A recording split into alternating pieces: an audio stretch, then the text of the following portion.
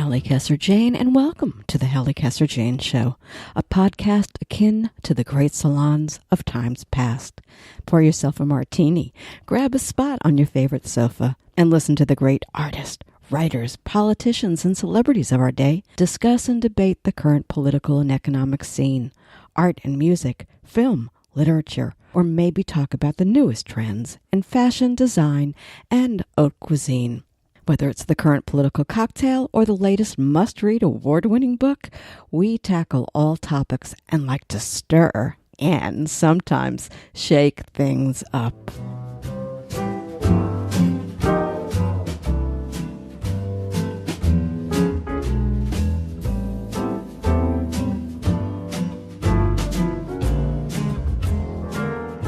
On this episode of the Hallie Casser-Jayne Show, we begin with Podcast America, our weekly politics segment in which veteran White House correspondent Matthew Cooper and I slice and dice the current political landscapes as we near November 6th and the midterm elections. And joining me in the second half hour, I have the pleasure of bringing you my conversation with the Washington Post popular blogger of the Plumb Line, Greg Sargent, the author of an important new book, An Uncivil War. Stay tuned and enjoy the Hallie Casser-Jayne Show.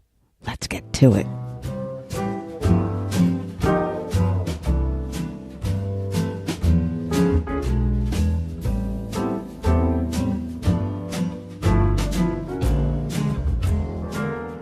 Journalist and veteran White House correspondent Matthew Cooper is known for his in-depth reporting and analysis from Washington, D.C.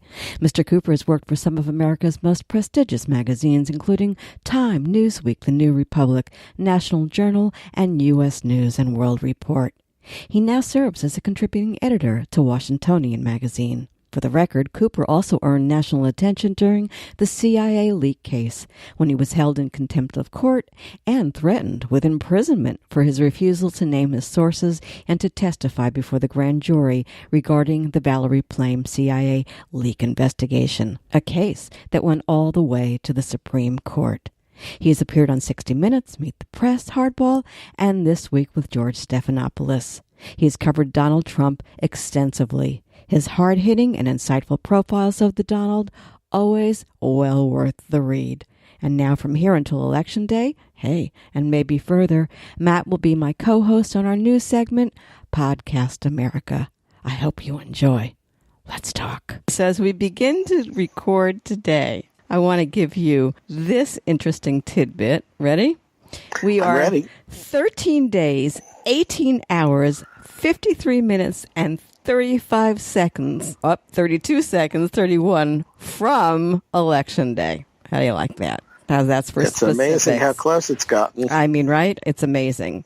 And Crazy. 1 minute about this looks great. The next minute doesn't look so great for the Dems. We're on a roller coaster ride, I think. The polls are just all over the place. What are you seeing in the state of the race? Let's just do an overall blue wave, red wave, what? Well, I think it's all over the map. I mean, I think it was inevitable some Republican support would start to come home in the end. And, the Kavanaugh thing might have accelerated that a little bit. We'll just have to see. I still think Democrats, are likely to control the House. I think they're likely to lose a couple of seats in the Senate. And, we'll see what the margins are like. I made a funny today. Want to hear my funny? I do. Okay, I said it wasn't going to be a blue wave, it wasn't going to be a red wave, it was going to be an orange wave. It was going to be Trump going to... There's no question. He's going to jail in his orange suit. No matter where you are. And that's something I want to talk to you about. The one thing I'd like to address, which has everything to do with the race and nothing, and that's that our politics have turned into entertainment. I mean, policy is on the periphery of all of this. We're focused on Trump's stage productions in places like Montana, The Great Migrant Walk North, starring the Central American refugees, Who Killed Jamal Khashoggi, the latest thriller by Agatha Christie or Donald Trump. The WME goes to Montana, Trump's greatest hits. I mean, that's what we've got here. And the media, in a way, is being forced to cover it like they're reporting for The Hollywood Reporter or Variety. All glitter, no substance, and and it's Trump. Yeah, well, I think he is kind of calling the shots. I mean, I think the degree to which the media is covering this caravan, to the exclusion of lots of other things, is a mistake, and letting one party dictate the agenda. I mean, it's not that it shouldn't be covered. It's important. It's certainly visually interesting. It's eventually going to get here. It's just nowhere near here right now, and it's it's just one of many, many issues. So I think you're right. He's like Florenz Ziegfeld of politics now. Well, absolutely. I think he's shown an endless capacity to grab media attention, which is kind of baked into the presidency anyway. But he's taken it to a new level where sort of each wacky thing is just yesterday, and the next wacky thing is tomorrow, and it's endless distraction. So we're going to see. But defend the media for me. I don't know if I can.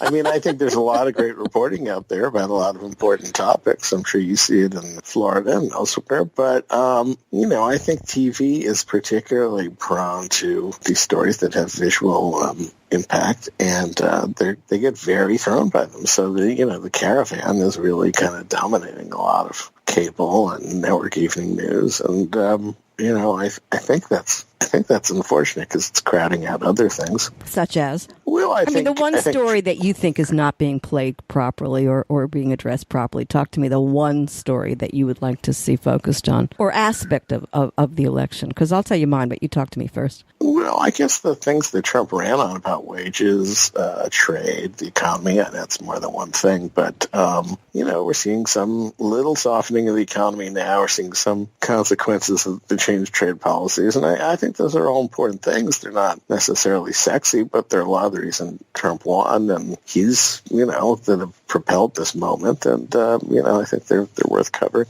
I agree with you. And I think what I hear you saying and the thing that I'm saying and that you and I both agree on is there's not a whole lot of time being spent on public policy. And Trump even plays that oddly. He throws out he's going to implement a 10% tax cut in the next weeks, except that Congress isn't even in session. Exactly. I mean, all right. So he's assuming that, he can just throw it out there. And he was correct because the press picked it up and, failed basically to educate these people onto what this really means, what a bunch of hooey this is. I mean, this guy is really, truly, in my opinion, the most cynical person ever to sit in the office of the presidency, certainly in my lifetime, if not forever. And then McConnell talks about cutting Social Security, Medicare. And I'm saying, what is with Trump voters? First of all, why did he do that? What a dumb thing to do, because it's hurt, he's going against his own voters, if you will, and yet he does it. And yet not a lot of noise is out on that. Another point, Obamacare's won. A majority of GOP voters, 70% want Medicare for all or a single payer. GOP voters. Yeah.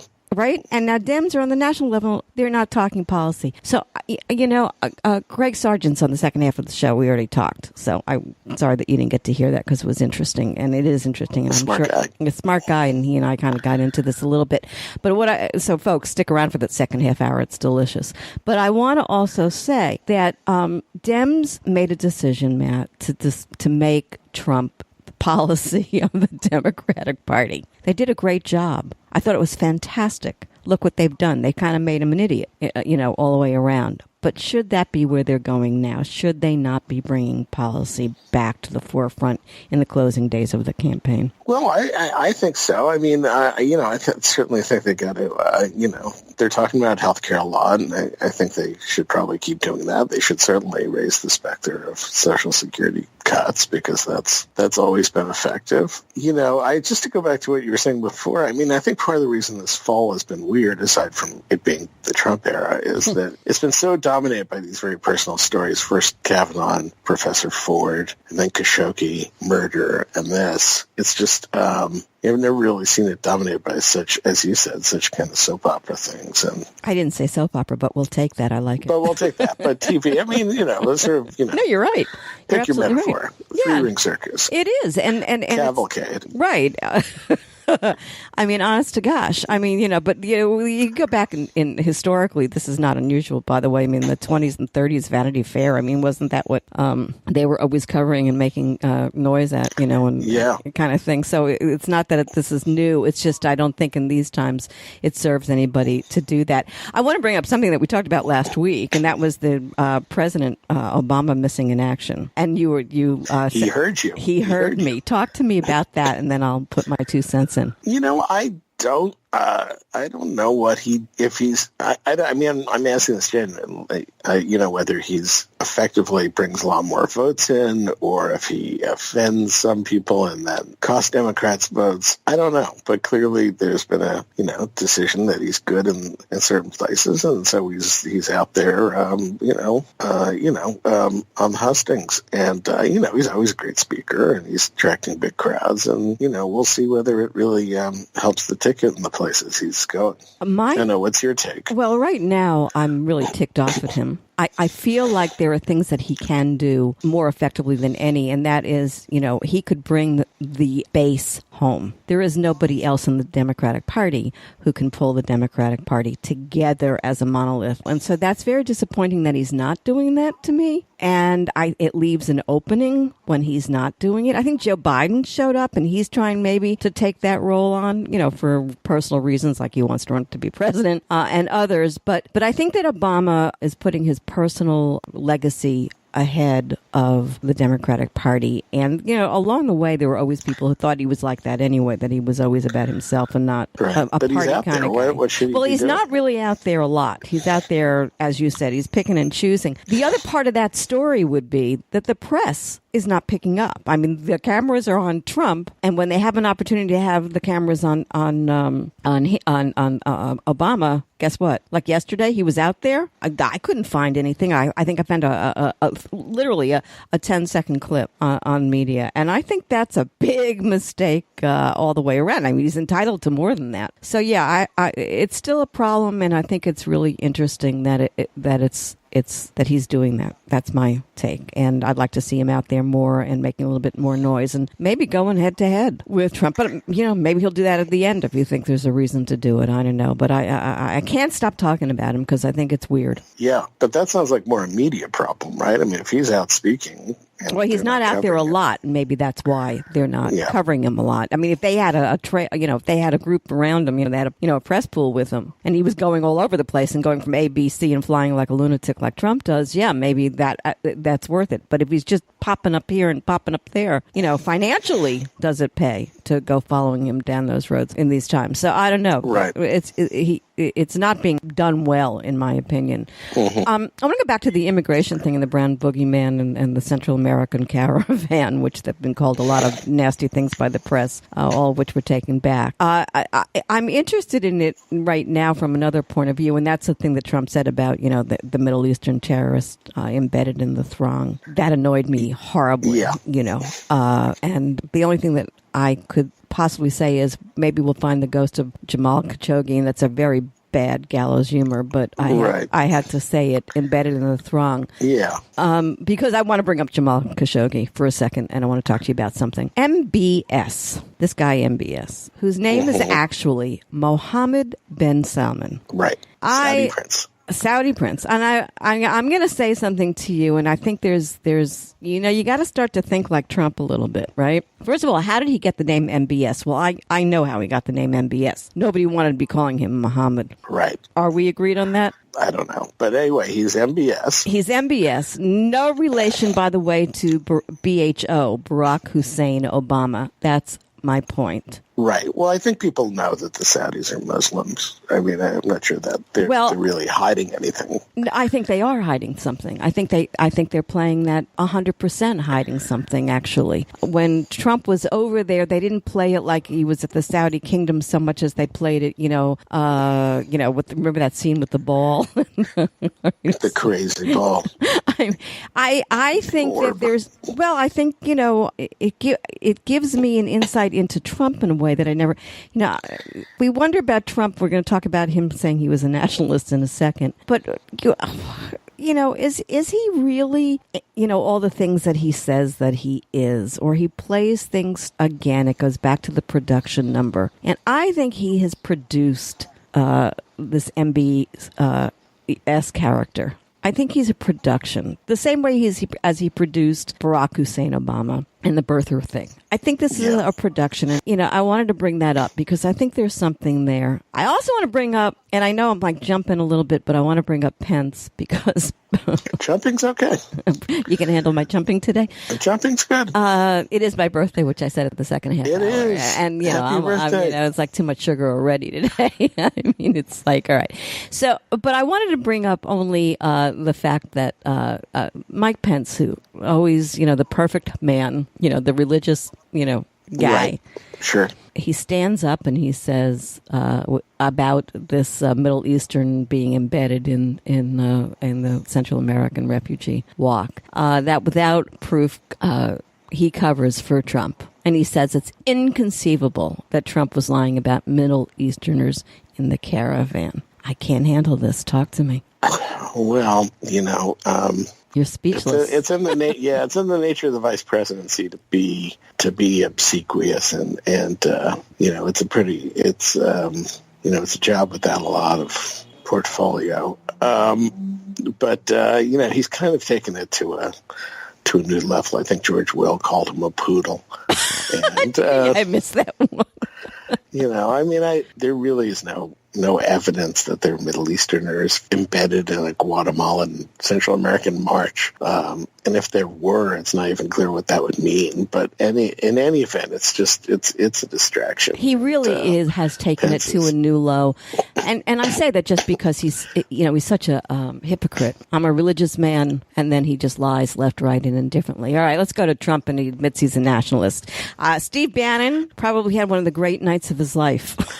Yeah. Right? And someone said, I don't remember who it was, that this wasn't a dog whistle, it was a foghorn. You know what it says to me? Trump knows that much of America is with him on this. Because he didn't just throw that out as just a jazzy line to his supporters. He's chumming for votes, Matt, and he sees some of that in the independent voters, the people who are the swing voters. He was talking to them as much as he was talking to his cult, which also tells me, by the way, which we'll talk about in a minute. In America, we're still a bunch of racist pigs. Well, he's definitely fanning the flames, and I think when you make the whole campaign about MS-13 and terrorism and caravans and nationalism, you're sending a signal that's what you care about, and I think that's pretty clear at this point. I mean, I think he also means it in a sort of economic, tough on trade, we're going to make the allies pay for things kind of way. That's not necessarily racial, but is its own thing. But still, it's not pretty. It's not pretty. It's not pretty. It's not what you call inclusive. It's not. It's so ugly out there that and what have you. It's just but I did want to make the point. I think he's desperate. He's desperate for votes, and he wouldn't be out on And he said now he's going to two shows a day. Now he's going to do in the last. Yeah, I think he's enjoying it. I think. Oh, I don't think he's doing it because he's enjoying it. I think he's doing it because he needs to do it because he is scared to death. He's going to lose that. He does like that. Yeah, but losing the house for him? Oh, my God. No, he doesn't want to lose the house. Obviously, he's got some worries, but... if he does lose it, he'll find a way to blame other people. Well, he's already said he was going to do that. Yeah. October surprises. Tape of Brian Kemp in Georgia admitting he's worried about new voters as he suppresses the vote in his state, trying to stop Stacey Abrams, right. who then we get the Stacey Abrams. This is like out of that movie, The American President. Old picture of her burning a flag. Gillum lying about theater tickets, and I just watched him on MSNBC, by the way, and he lied, and he didn't come up with a really good answer when Chuck asked him about it today, and I think that's going to become an issue for him. But then we get that racist robocall thing going out on Gillum. Oh, my God, it's awful. No, I didn't hear that one. What's that? Oh, my God, there's a new robocall, and it is just pathetic. Go look it up, folks. If you haven't, gosh. it's in the old But you minstrel still think voice. now, where do you think about Gillum winning? Well, I think he's got a problem with this thing, which I think is you a think stupid. the tickets could I think it's derail stupid. the whole thing? I think it's stupid. It's going to be the theater tickets against Red Tide. Red Tide is good for Gillum, right? Red Tide is good for Gillum. Red Tide is good for Nelson because it's all a Scott problem. It's in Firo. And by the way, it's right here. It's even where I am now. Yeah, it's really bad. It's everywhere, and it's going to affect tourism, and they can't stop it until they get into some serious stuff. So it becomes that, two reporters from the Tampa Bay Times, which leans right, because every paper in Florida, by the way, leans right. There are no left papers here that I can think of offhand. But, they were coming down on him, too. And I think he's got the mojo right now, but this one popped up about 4 o'clock this afternoon. Yeah, that debate was good for him. Right? He was terrific. Did you watch it? It was fabulous. I mean, I caught his big finish. Yeah, he's one smart. He's good. He's good at what he does. Like not understanding how the cameras work. And those shifty eyes. That guy is weird as hell. But if they had nominated a normal Republican like an Adam Putnam or somebody, they'd probably have this seat in hand, right? I'm not so sure. You don't think so? You think Gillum's that good and it's good Dem year? I think it might be a Dem year. There's a shift in Florida, and the shift is happening a lot faster than people understand. Because even where I live, which has been slow to develop, I'm in Central Florida, I do think something weird is going on here, and people are moving in quicker by the day. We had no building here at all, and now we're starting to get it. And, I'm just like, 30, 40 minutes an hour north of Palm Beach. So I think Florida in that corridor is changing so much, from here over to the and when people move in from up north, they tend not to necessarily be Republican, even more independent. So I do think that there's a change. And I think people want something different. Scott has been very painful for Florida, by the way. He's been very painful for Florida. So I do think, but we'll have a better sense about Florida next week. And the polls, by the way, our polls are all over the map as well. Our polls show him ahead by 13 in one poll and, only by 2 on another. And so who knows? But again, this story just broke, so we'll have to see. Yeah, I can't tell if theater tickets are the kind of thing that's like people will say, oh, what's the big deal? Or if it's going to strike some chord. Well, if he's black, so he has that against him, and so some people who are like on the fence, he's just and he was so adamant during all of. Does it help that it's Hamilton? Like everyone wants Hamilton tickets, so maybe it's I think it's such a stupid thing. Right. I mean, Rick Scott had to cough up $400 billion rather than go to jail as a felon and remained governor, got the governorship twice, and they're talking about $100 tickets. I mean, it's I get the stupidity of it, but I also have to tell you, And what's the FBI doing, like baiting elected officials with Hamilton tickets? Well, not only that, they were there secretly. Who sent them in? Right. I mean, that's a story, but that goes with the whole thing because he's one of his big guys in the state house is under investigation, and although they pretty much say he himself is cleared of it, apparently they were checking him out to see whether he was or he wasn't. But it's ugly to me. It's ugly. Yeah. All right, our friend Nate Silver, 86% chance that the Dems take the House. Are you with him on that? I think so. I might put it a little lower. Just my gut tells me sometimes these things fall through. Some of these races where Dems should really have it totally nailed down, suburban Chicago, a couple of the New Jersey seats, things like that. They're still not quite as nailed down as they should be. So, yeah, I think it's likely to happen. I might not put it as high. Okay. I want to also talk briefly about a race that I know you've got your eye on, and that's in Minnesota, the Senator Tina Smith, who took over for Al Franken. Yes.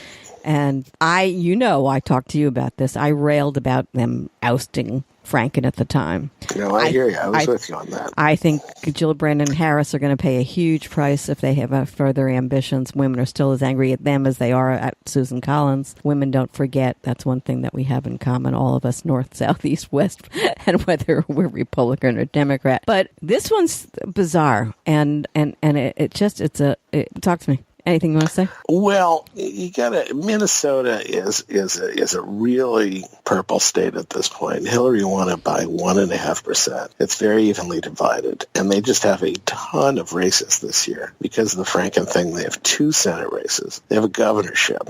They have several very contested House seats. They've got a controversial Attorney General's race because Keith Ellison, the black Democratic, he's about to lose, I think. Yeah, he left his congressional seat to run for this thing. He may lose that, probably will. So, you got a fair number of ticket splitters, and in that kind of environment, and the person that the governor appointed to fill Franken's seat is not really well known. She was like a corporate lobbyist, and she was the lieutenant governor, and she's perfectly genial, but she's not much of a pal. And she's running against a legislator whose husband was an all-star hockey player and who's kind of charismatic, and, she could blow this. The Dems could lose this seat, and here's the hypocrisy, right? Like, they never would have kicked Franken out if there was a Republican governor in Minnesota and had the seat turn Republican. But they were willing to do it because they thought it was a very safe seat, and so they could engage in lots of moral preening and show how pure they were.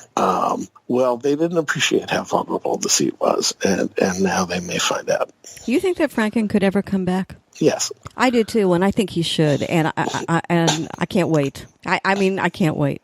And I can't imagine if he can pull that off, even on the Senate level, what opportunities arise for him thereafter. He's a very interesting guy. As long as we're talking about things, we talk about Jeff Flake for a minute. I just got some ad today about this. In an interview, I think he was on The View, he said he didn't know if he believed Brett Kavanaugh, and then the sucker voted for him anyway. And I just want to say, Dems, Republicans, everybody needs to get better people in office than what we're dealing with these days. They really are deplorable, a lot of these folks. Stand for nothing. Well, I don't understand how the position can be. I don't know. I've got a lot of doubt about whether he's a sexual assaulter. I'm not all sure, so that's why I should, so it's okay. I'm going to vote for him. It's bizarre, but it's bizarre. I mean, if you have substantial doubt that somebody's telling the truth, tells the truth and did that, right. Then it seems to me you would vote against them, but I don't understand the deference. Because something very strange is going on in that Republican Congress, which is, he, as I say week after week after week, Matt, he apparently has some kind of a dossier on every single member of Congress who knows that their goose is cooked for any future jobs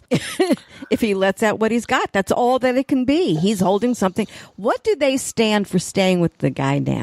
Really? With Trump? Yeah, because listen to what I'm going to say to you. They may get their policy fixed or through. They may do all of that, and I think once the Dems get back the House, nothing happens anyway. But then we're at super gridlock. But let's just, that court thing. All right, let's just go there because they'll maintain the Senate or what have you. But history will treat them lousy. Mm-hmm. Legacy will be awful. God knows what it'll mean because Trump eventually is going to implode one way or the other, whether it's Mueller who brings him down or something. So what? Was it really worth it? That's what you get to.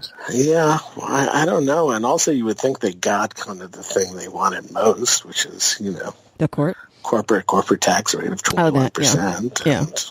They got a lot of what they like. I don't know. I guess if you think he's going to be, you think he's pretty bad and you didn't like him and you would rather Mitt Romney was president, but you sort of muscle through and you figure that things will right themselves in 6 years and, someone else will be president. I guess if that's the calculation you make, if you're But at the end of the day, senator. At the end of the day, there is that history thing, and these guys will have to look at that and their children and their grandchildren. I guess nothing means anything to any of them.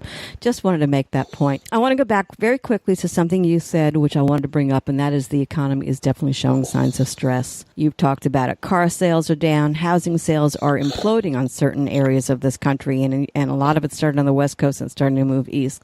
Caterpillar down, stock market going crazy. Right. Okay, it's October. We expect a little of that, but this is definitely showing that there's a stress on the economy. Are Dems smart to not do anything about it, say anything about it? Because they're not saying anything about it, and I'm wondering whether they should be saying something about it. The economy has not been an issue because the real people aren't feeling the effects of his wonderful tax cuts. Talk to me.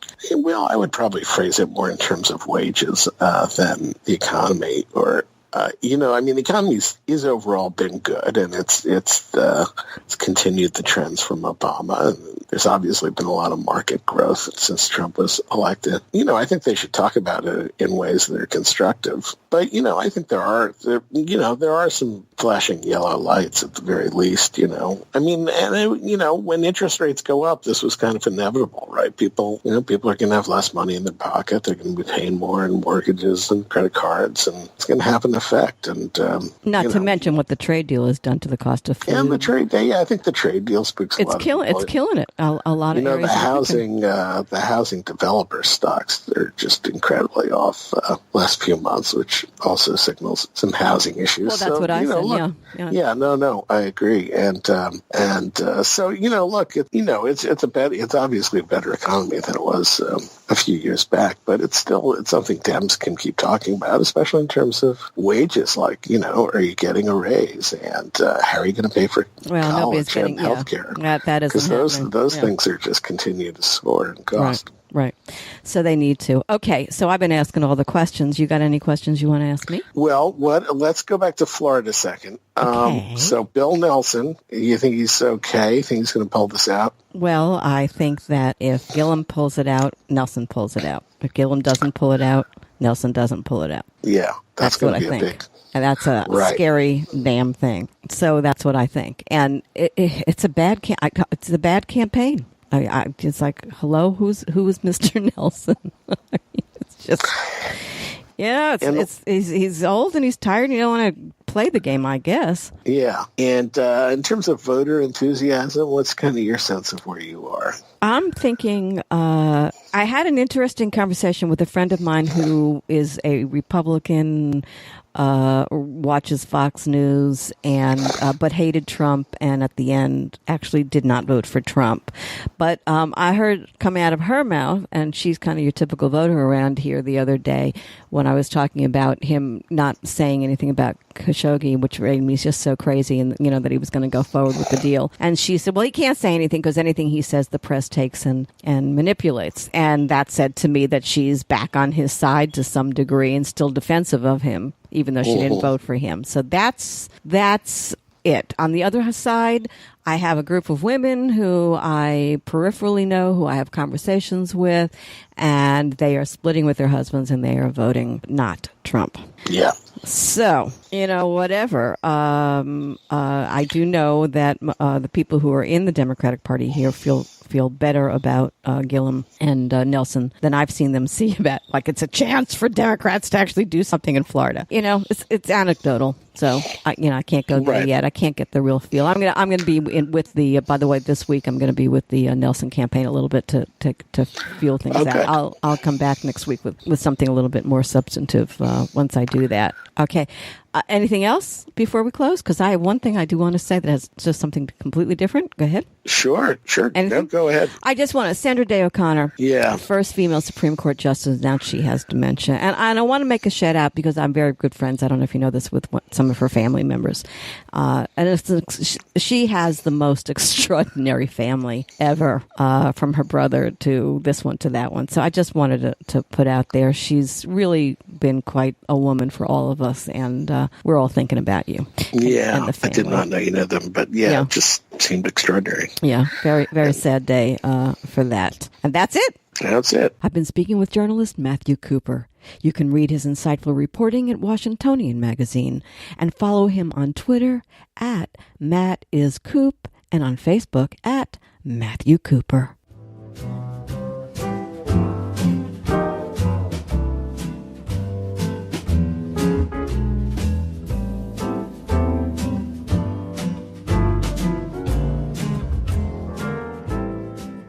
You are listening to the Hallie Casser-Jayne Show. My guests today are veteran White House correspondent and contributing editor to Washingtonian Magazine, Matthew Cooper, my co-host on Podcast America, and popular Washington Post blogger of the Plumb Line, Greg Sargent, the author of an important new book, An Uncivil War. The Hallie Casser-Jayne Show posts new podcasts Wednesdays, 3 p.m. Eastern at HallieCasser-Jayne.com and is available wherever you listen to your podcasts. Be sure to find me on Google Podcasts, Spotify, Apple Podcasts, on all your favorite apps. You can find The Hallie Casser-Jayne Show on your Alexa device, too. Just say, The Hallie Casser-Jayne Show. Oh, and come play with me on Twitter at The Hallie CJ Show.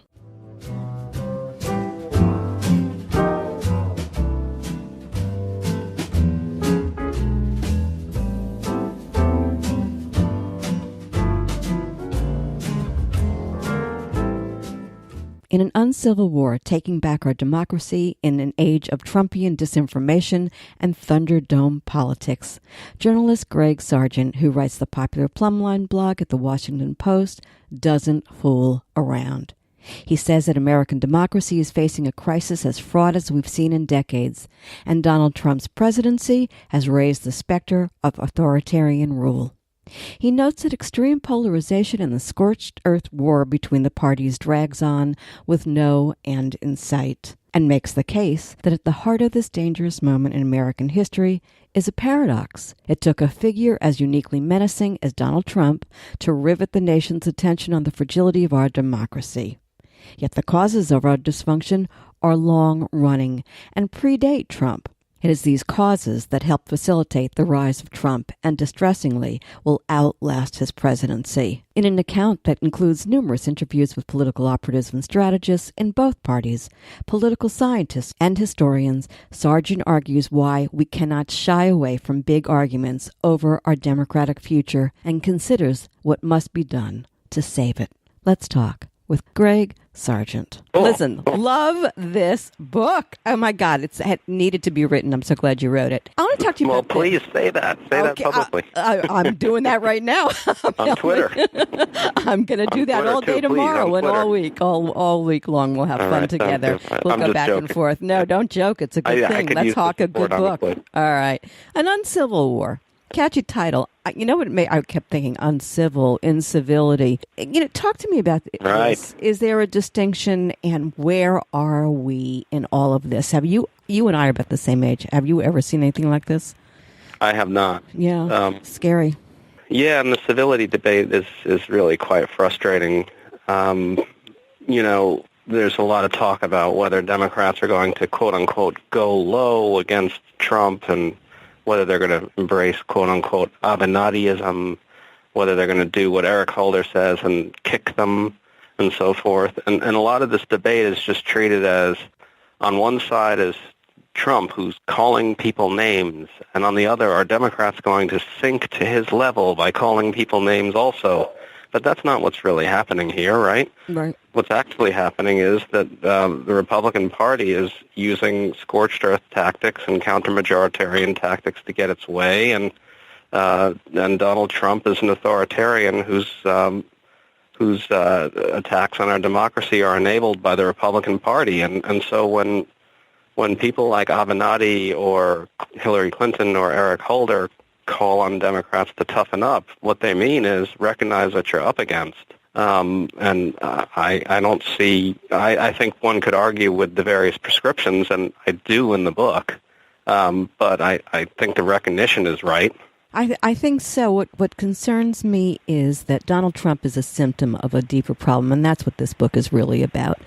And this great experiment of ours is really getting a run for its money right now. He's this shiny, right? He's the shiny object.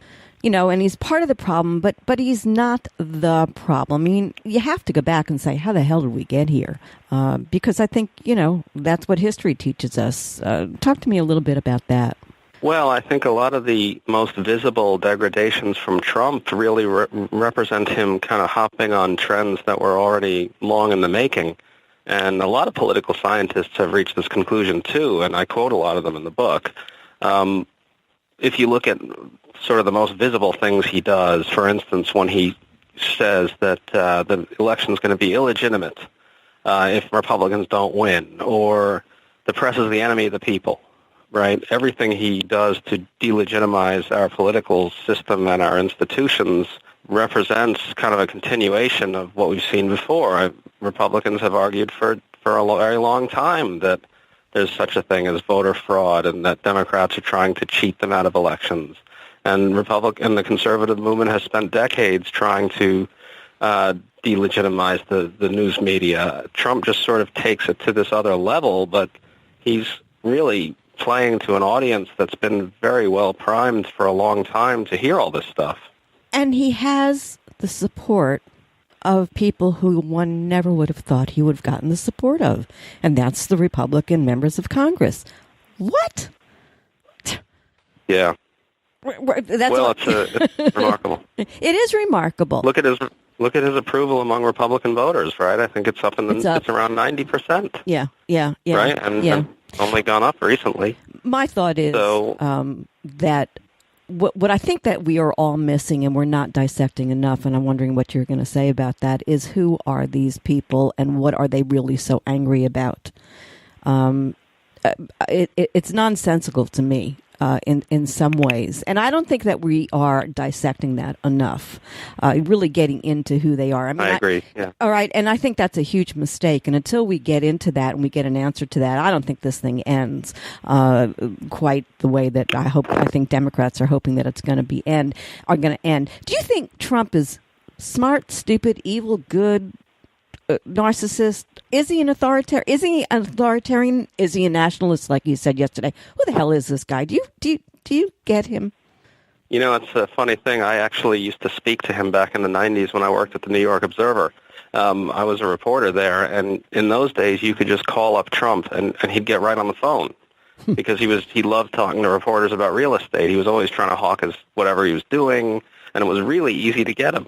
And he was the same guy, except it was really much more focused on a sort of businessman's pitch. He was constantly pitching and constantly sort of, using bluster and bluff and the same stuff you hear now when you watch him at a rally, only the subject matter was a lot tamer. So I find myself perpetually kind of puzzled about him. It's just not clear to me where all this, the nationalist and stuff and racism comes from. But at the same time, it's also been present, right? He's talked a lot about trade for a long time, and you remember what he did to the Central Park Five and all that. Yeah. I guess these days I find I can never really tell whether he's motivated by instinct or habit or just a sort of sense of what gets the quote-unquote liberal elites pissed off. Maybe that's what he knows he's rubbing their faces in it, and that's good. That seems to be what's driving him a lot of the time. And here's another thing. Is he the angry white man? He's the one who feels so persecuted. And I'm not exactly sure why he feels so persecuted. That's why he speaks to these, the people in West Virginia and out in the rural areas. He actually, I think, feels that he is one of them. For all of the great things that he had happened to him, being born to the great wealth, his father giving him $1 gazillion and what have you. I think if somebody goes down that rat hole, they might find the psychological bend, and I know we don't want to go, that's voodoo, hoodoo, and all that. But I think there's something in there that one needs to talk about. Look, in the book, I want to go back to the book. You talk about democratic backsliding, and you're looking at some of the problems that got us where we are today. And I do want to address some of them because they're certainly happening right now. Let's discuss voter suppression. What the hell is going on in places like North Dakota and Georgia with Kemp and Stacey Abrams?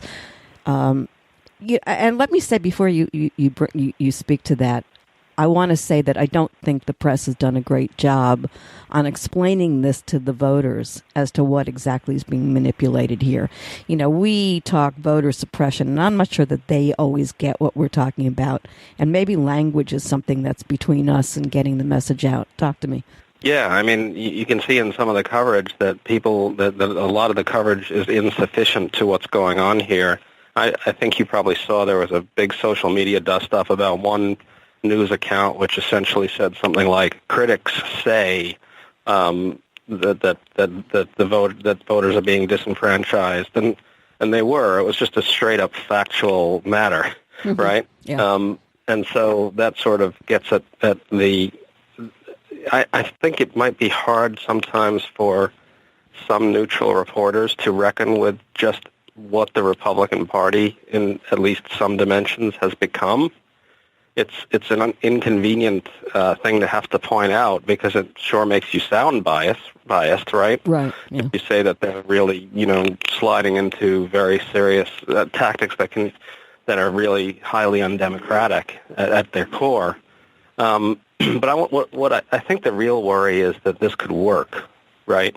If Republicans pull off a victory in Georgia and in North Dakota, which looks more likely, I mean, both could happen, though. Right. Why wouldn't they just be emboldened by this to do more? Well, for sure. And let's bring the word in gerrymandering as well. And then you start to see how really scary all of this becomes. And, these things are happening incrementally, so little at a time until you get to the result of. And that's dangerous, and that's what happened in Nazi Germany. And I'm not an alarmist, but I'm raising a 4-alarm fire right now because I think your book is, by the way, because I don't think people get it. And that's a failure of communication, maybe, as to getting to those people for them to get to understand it. I question, this just comes into my head, but how do you feel about how the media covers Trump's, great big, and they're not always as big as he likes us to think they are, but his rallies? And I haven't seen, Obama's been out there and he got 2 seconds yesterday. Well, something's not right there either in how all of this is being covered. That's a really good point. I hadn't thought of that. I think it would be worthwhile for someone to do a comparison.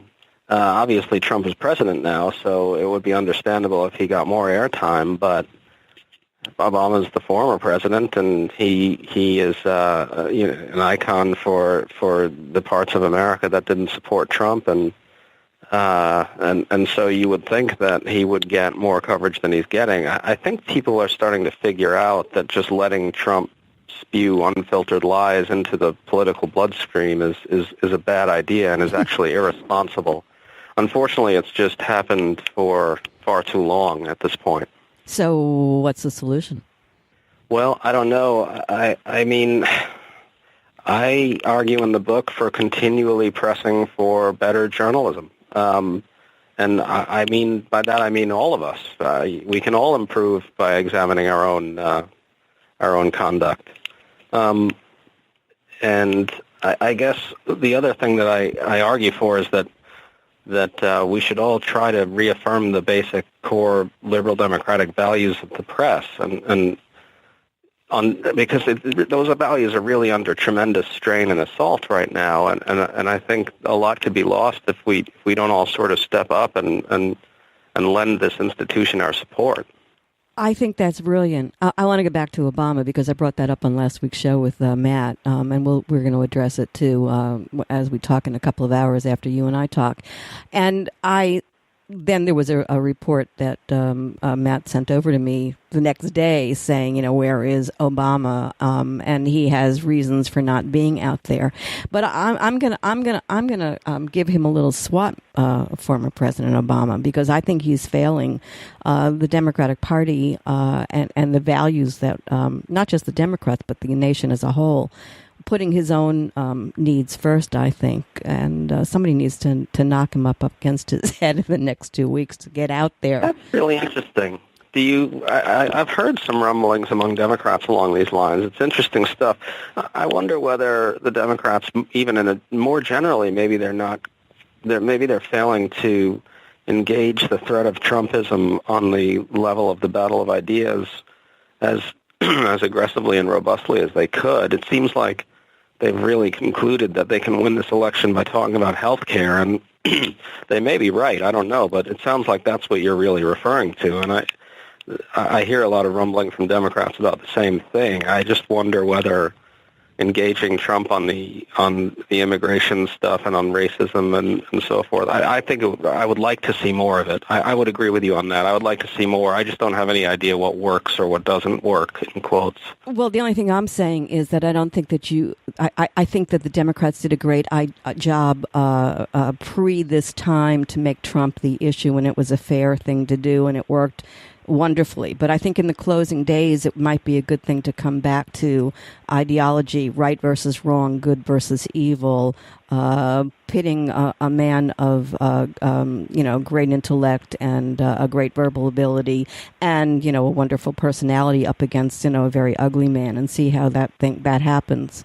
We've had Mitch McConnell against Chuck Schumer. No contest there. We've had Nancy Pelosi being borked just like Clinton was borked, if you will. I'm calling it Clinton, so Nancy's Clinton and whatever, right? And right, I got you. Yeah, and we're not getting anywhere. We're not getting anywhere. Well, we'll see. Well, we'll see. I'm in a completely negative place today. Can you tell? I mean, I'm looking at polls and I'm going, oh my God, what the hell's happening in the closing days? And this is just a nightmare. And we need to step it up just a little bit before we lose it all. Interesting.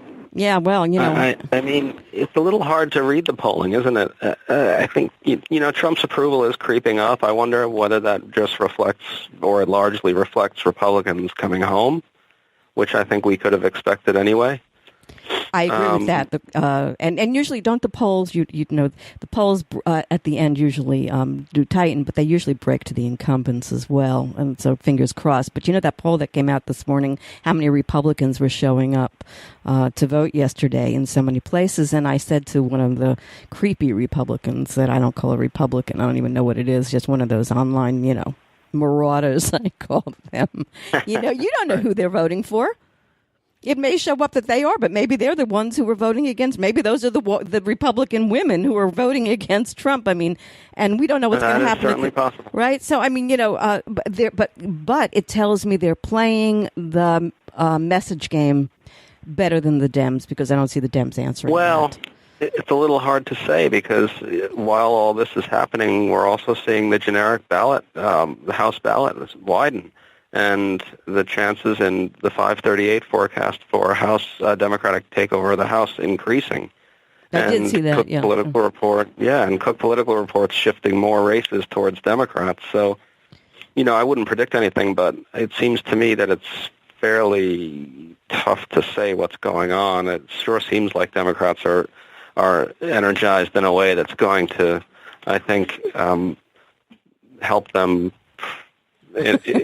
Relative to previous midterms, put it that way, it's really an entirely different picture. I'm so glad I got to talk to you today. It's my birthday, by the way, and I was feeling really Oh, hey, happy birthday. Thank you, and you're making me feel a whole lot better than I did when I woke up this morning. Let's talk for the rest of the day.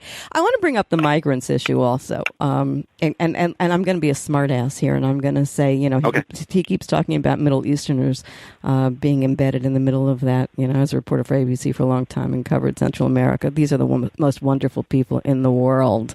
These are people just looking for, a fair shake in life. But the only person I of Middle Eastern descent that might be embedded, and maybe we'll find the ghost of Jamal Khashoggi. I hate to be obnoxious about it, but what is he talking about here? And why is he getting away with this? And it's all over. I spend a lot of time on Twitter. Okay. You know what I do? I look at what they're saying, because I think it's important to how we respond. The timing of this couldn't have been worse, but it could be turned into something very wonderful. What are your thoughts on how he's handling this and how this is playing out in the scheme of it all? Well, I did something just today that I took a look back at some of the attacks that Republicans were running with in 2014, and guess what? Mm-hmm. They were the same.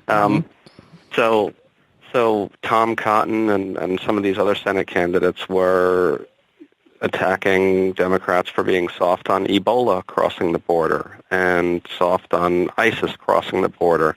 So it's the same old thing, right? The great brown menace from the south. It just takes a different form. Maybe it's Ebola, and this time it's like the caravan, right? And so a lot of this is very similar to what we saw in the last midterm. But Trump is overlaying on top of that this kind of xenophobic populist nationalism that is, even in some respects, makes the whole thing worse.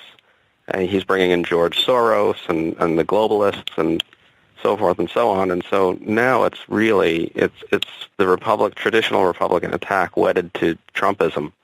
And it's substantially, it's pretty ugly what's happening. And we keep hearing neutral reporters and analysts telling us, well, this will excite the Republican base. And then, well, okay, but that means the Republican base is really in the grip of some terrible stuff here, doesn't it? Mm-hmm. And so one thing I take some heart from is Dave Wasserman of Cook Political Report, I think, has suggested that this midterm is going to see an electorate that's a lot substantially younger and less white than 2014 or 2010, and throw that into that mix, the fact that college-educated white females appear to be quite furious with Trump. So putting all that together, I'm just hopeful that we're just going to see a fundamentally different electorate turnout than the last time they did this stuff. And I'm really hoping for a repudiation of it. Oh, gosh. From your mouth to you-know-whose ears. So your prediction... No, I know. Yeah, no, that's it. I mean, and I'm going to say prediction to you, but for you, it's not a prediction. You're highly educated, and you spend 24/7 on this. I know you know your stuff as good or better than just about anybody in the biz. So how are you? You are feeling positive that you think that we can get the House back. Senate, that's a nightmare. Yes, that looks like it's not going to happen. But on the overall picture, does Trump survive? Does Trump go on to win again in 2020? Or are you hopeful that some rationality comes back into the game? I don't know. As the end of the day, we all got out of the prediction business after what happened in 2016, and so I wouldn't want to venture anything. I read the same forecasts you do. It appears that the ingredients are in place for a Democratic House takeover.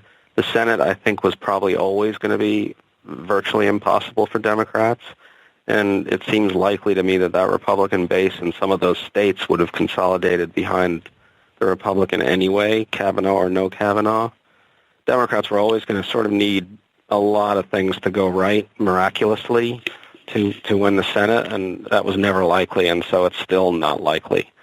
But you could see a lot of governor's mansions flip, and I think that could be that could make a very big difference long term. And so I have no idea what's going to happen in 2020, and nobody does. But a Democratic House, if it happens, I hope it happens, and a number of Democratic governorships, if that happens, and I hope it happens, I think those could make a real difference over time.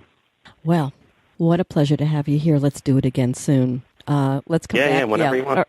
Let's come back and look at some of this after the election. It's a wonderful, wonderful book, and I'm highly recommending this book to people. It's called An Uncivil War. Thanks so much. Thank you so much. Appreciate it. Yeah, bye-bye. I've been speaking with Craig Sargent. Craig writes the popular Plumline blog at the Washington Post and is the author of an important new book, An Uncivil War. For more information on the book, visit Amazon.com. And for more on Greg Sargent, visit him on Twitter, where his handle is The Plumline GS.